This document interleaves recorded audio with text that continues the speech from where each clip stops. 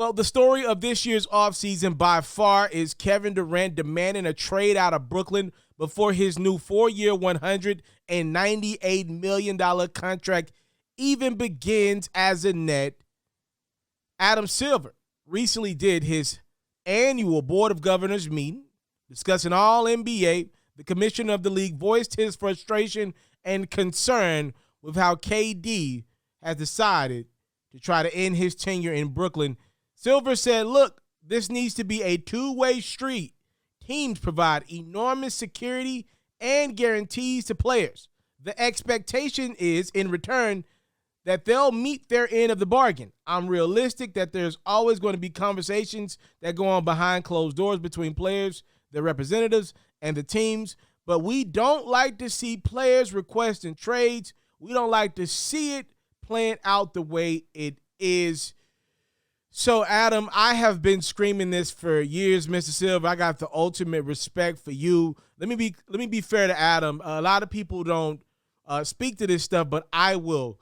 Adam Silver is very pro-creator. Right? I don't want to go into great details, but one of the ways you're able to see me prosper and post great highlights to you night in, night out of the season is not because of David Stern. It's Adam Silver, who is very pro-internet, very pro-creator. He is very pro the game of basketball being promoted in a multitude of different ways. He understands the power of social media. Adam Silver deserves a lot of credit for how pro-people he is. The con to that is he's maybe a little too pro-player, but not enough pro-owner. And the owners are the ones at the end of the day that are helping keep the lights on by owning teams that end up doing deals with the NBA. And the NBA obviously has TV partners to answer to. The problem with the players being happy is that the players can be happy, and that could be that on that. They could be happy while teams, owners, and the league's unhappy. Adam Silver, to his detriment, has unfortunately been a little too nice to players.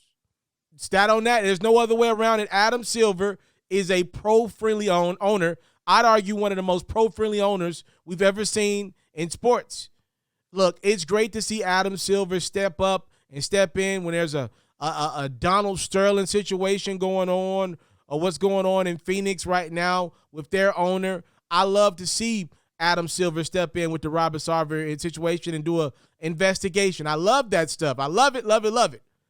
But when you got players treating the game the way that they're treating it, many fans like myself could just sit back and say, that would have never happened in the David Stern era. Now, could many argue that David was a little too strict and a little too owner-friendly? You could argue that. But is there probably a nice balance in a commissioner between David Stern and Adam Silver? Maybe right there in the middle would be a commissioner that's understanding and listening to player issues, but also understanding that this is a business at the end of the day, and the owners are owning teams to make money at the end of the day. Look, there are about 5 situations to me that have happened over the last few years that if I am a fan of the game, a team involved in this game, an owner of a team involved in this game, and Adam Silver that I would be concerned with that have happened. Number one being, and people don't talk about this one a lot, but the Paul George leaving Oklahoma City. Paul George's situation in Oklahoma City gets swept under the rug, but he had recently signed a new deal. I think it was only in year 2 of his new contract with the Thunder, and he randomly just said, I'm out. And the Thunder traded him. They started that thing all over. They ended up trading Russell Westbrook as well, but that was a bad one. It didn't get talked about like the other scenarios that I'm about to bring up, but Paul George definitely just randomly, to me, demanded a trade out of Oklahoma City for no definitive reason other than he didn't want to play with Russell Westbrook in OKC anymore. Number 2, the way James Harden treated the Houston Rockets and the Brooklyn Nets. He's done it twice in 2 years. James Harden partied with Lil Baby all summer 2 years ago, came into training camp out of shape, went to Houston, pretty much was like, this team is trash. I don't want to do this anymore. Get me out of here ASAP. Gets to Brooklyn, not in the greatest of shape, starts to work himself into shape. By the end of the season, his body is taxed, toe up. He's done. goes into Brooklyn this past season and a shell of himself, disengaged, the Kyrie Irving situation on his mind, him not being vaccinated, unavailable to play. Despite still having KD in that lineup, James Harden said, I quit. And he left Brooklyn, demanded a trade to Philadelphia, which is probably the place that he wanted to be in the beginning anyway. James done it twice in 2 years. Ben Simmons did not play a single game last season because he's afraid to shoot jump shots and masked it as a mental health issue. Okay, that's not enough for you? Kyrie Irving, for the last couple of years, has just literally just been kind of picking when he comes to work or not. Yes, it's one thing for the vaccine mandate to be a reason why Kyrie Irving is ineligible to play basketball, even though I feel like with the privilege that comes with being a professional athlete, Kyrie should have got vaccinated for the betterment of his team. He didn't, and I can respect that as a man. But sitting out a year ago because protesters rioted the Capitol for a couple weeks because you just needed time, a mental health break as an NBA athlete, when people are struggling paycheck to paycheck, you want me to have sympathy and empathy for you? Sitting on millions of dollars? Stop it. I come from nothing. And number 5, the latest, is Kevin Durant demanding a trade out of Brooklyn. The Nets have already paid out about $300 million since the Kevin Durant era has started. Keep in mind, year 1 of the KD experiment in Brooklyn, he was hurt. So all he did was get his surgery on Brooklyn's dollar and then also rehab for a year in which the Nets knew they were not going to get KD at all. They still paid him upwards of $40-some million. He got paid for that year that he was unavailable to play following the torn Achilles against the Raptors in the NBA Finals. KD got paid. So he misses year 1. Year 2, he comes ready to ball. His toenail went long enough. The Nets lose to the Bucks in 7 in the second round of the playoffs.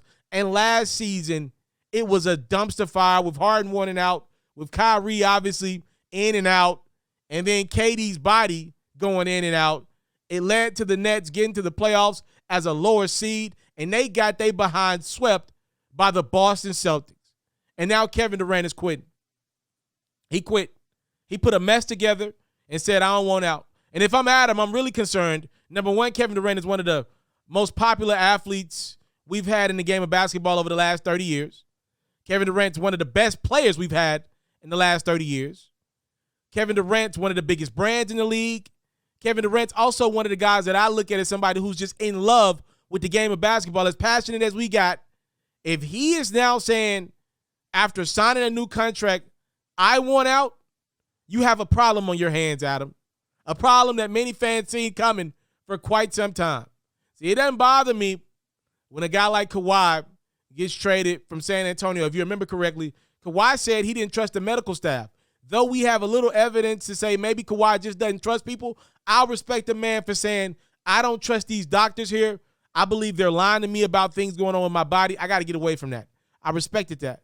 LeBron, I've always respected him, even though I thought going to Miami wasn't the hardest way for LeBron to win his first championship. It wasn't the Michael Jordan, Kobe Bryant way. At the end of the day, LeBron was a free agent and went to Miami. He was a free agent and went back to Cleveland. He was a free agent and went to Los Angeles. LeBron has always played his contracts out. You don't see LeBron demanding out. He just plays his contracts out, and when he's done, he's going on to his next situation. That makes sense. I can respect that. There have been ways that NBA athletes have went about their business that I can respect all around. But it is increasing that a bunch of NBA star and superstar athletes are starting to say, look, I am going to sign this deal with this team, get my bag, the most money that I can get, and then demand a trade. We're at the point now before contracts even start. You have a problem on your hands, Adam, that you have to address at some point in the future, because if you don't, the owners are definitely going to address it in this next CBA. They're going to have the players behind in it. And if they can't agree on something, if it gets too bad with the players, then we're probably heading towards a lockout, because the owners are done with this. They're not going to continue to let players do this to them. You get guaranteed money in the NBA. This ain't the NFL where you can get cut at any given time and not get your bag. In the NBA, you can get your money. All right, people are broke right now. We're in a recession right now. And to see these $40, $50 million stories go around where guys are not playing, there's no way this is going to continue. There's no way owners are just going to divvy up $200, $300 million contracts to guys that seemingly don't want to come to work and fulfill their end of the deal.